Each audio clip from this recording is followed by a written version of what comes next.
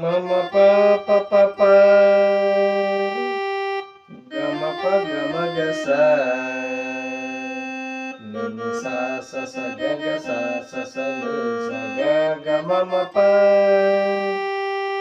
స స స ని ని ప ప మమ గ గ స స ని స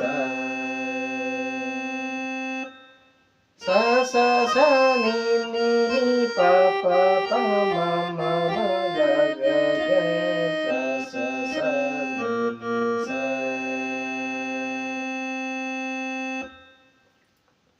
నమస్కారం అండి. ఈరోజు మనం చెప్పబోయే పాఠం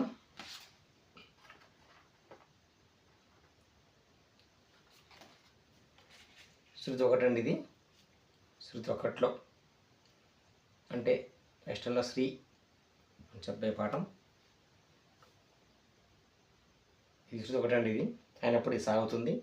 రీవన్, రీటు, గావన్, ఘాటు, మావన్, మాటు, పా, ధావన్, ధాటు, నీవన్,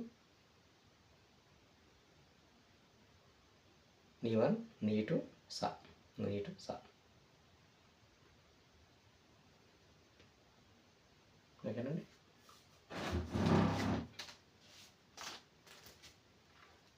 ఈరోజు పాట ఏంటంటే చూడండి, ఒక జన్యరాగంలోని ఒక స్వరం కుడిపక్క జరిపితే మరో జన్యరాగం వస్తుంది. అవి ఏంటివంటే